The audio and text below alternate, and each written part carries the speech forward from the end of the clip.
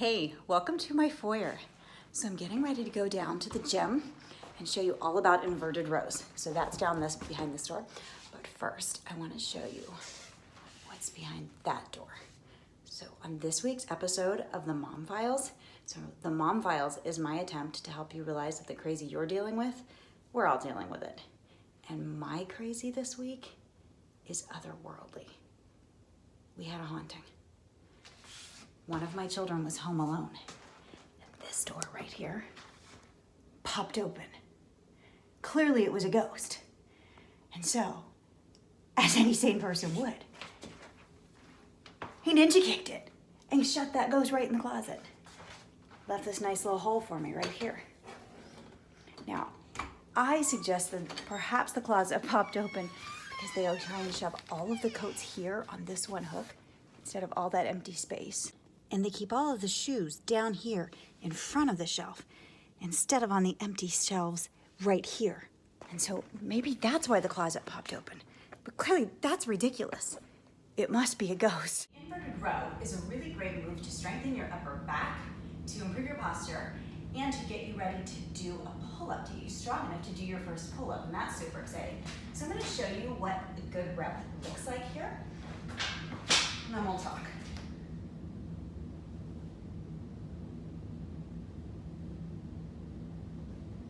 Okay, so let's talk about how to set up. We'll talk about most common mistakes. We'll talk about how to progress it from beginner to more advanced variations.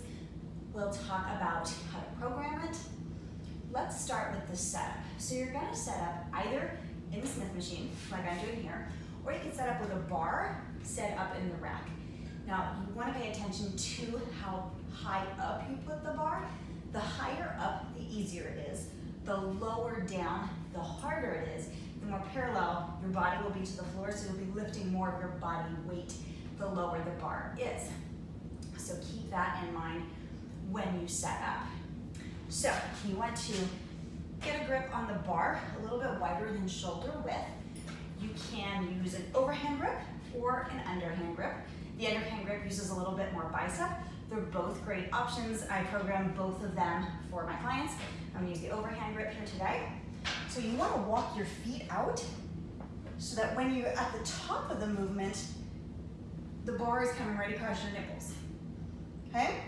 You don't want to be so far down that the bar is gonna hit you in the neck. You wanna have the bar come right up there to your nipples. And in fact, when you're setting up, if you prefer, you can set up from the top here so that you know you're in the right position. So, all right, once you have walked your feet out, some other things to keep in mind. You want your body to be in a perfectly straight line. You think about it like an upside down plank. So, you're here, and you're in a nice straight line from your head all the way to your feet. And then you want your shoulders and your ears to not be close together.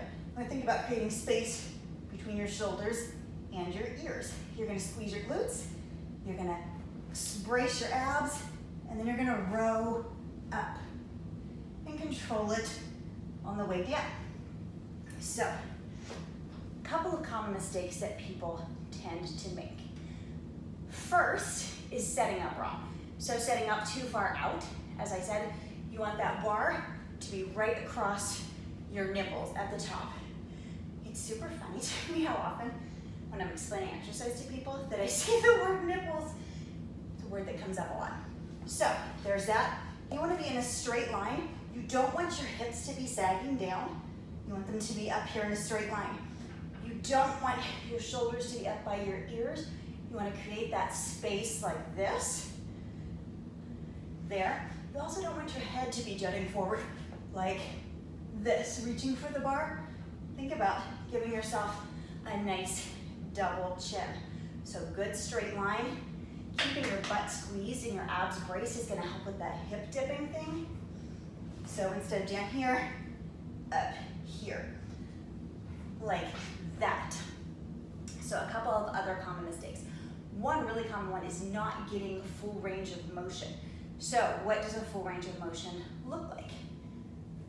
At the bottom, you want your shoulder blades, your scapula, to be fully apart. It's called protracted, so fully apart. They're gonna glide around your rib cage so they're fully apart, like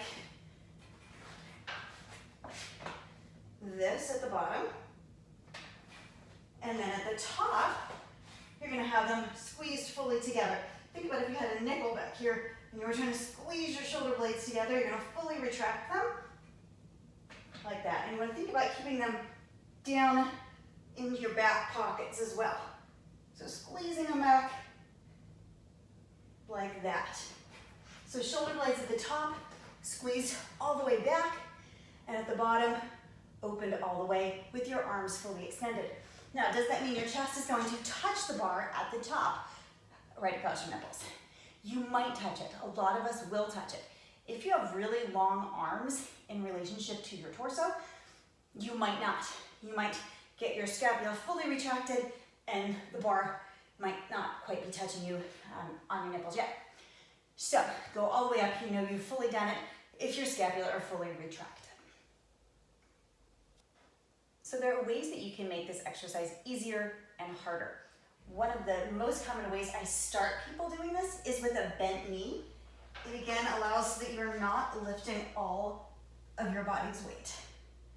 So start with a bent knee, and then you can progress to that straight leg I was already showing you. You can also, to make it harder, elevate your feet. And you can elevate them even higher than this. So that's another progression.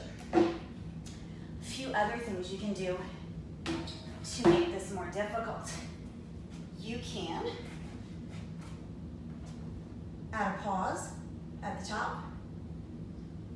You could also add what's called a slow eccentric. So you lower down to a slow count of maybe 3. So 1, 2, 3. Probably even slower than that, maybe like 1 nipple dipple, 2 nipple dipple, 3 nipple dipple. Okay, you could combine those two. You could do a pause and a slow eccentric. So lots of ways to make this harder and ways to make it easier. So programming, you can do this on upper body days or full body days. 3 to 4 sets, 8 to 12 reps. All right, give it a go and let me know what you think.